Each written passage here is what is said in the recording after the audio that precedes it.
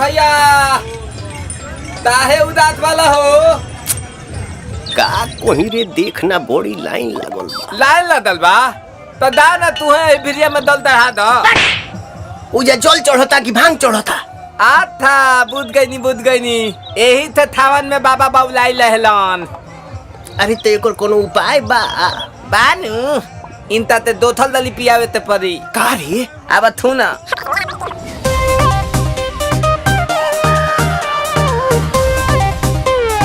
हर हर बम बम।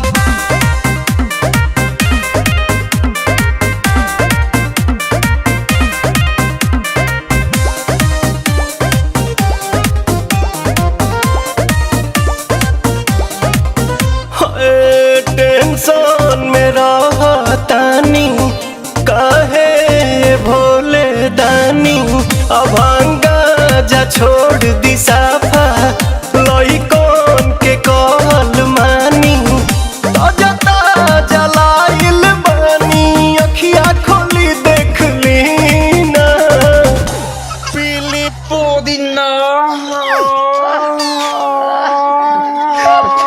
पुदीना पीली पुदीना पीली पुदीना सावन भरही असो भंगिया के बिना। रे बबिया ना पिहन का रे? लोता ना भैया हम पिया बतानी। हाँ पिया। भनिया धो तुलावा थोली बतली तवे तदी भनिया धो तुलावा थोली बतली तवे तदी ए तबे लतालाई तली बाबा ए तलोते तदी ए तबे लतालाई तली बेलूरा ताता तली जनतानी बाबा रउआ भंगिया के बिना काम न चलेला एको दिन राम तनी का ख्याल करी सेवा के अपना हो चढ़ल बाटे सावन के महीना राम। रुको भौजी ये लोग के समझावतानी।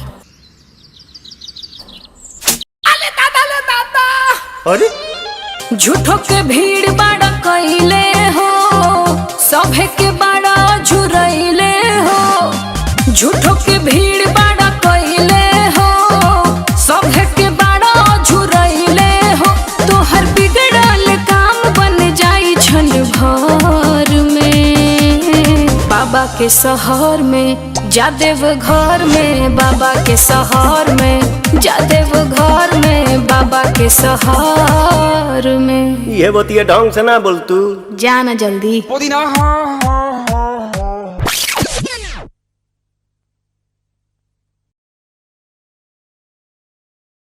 पीली पुदीना पुदीना पीली पुदीना पीली पुदीना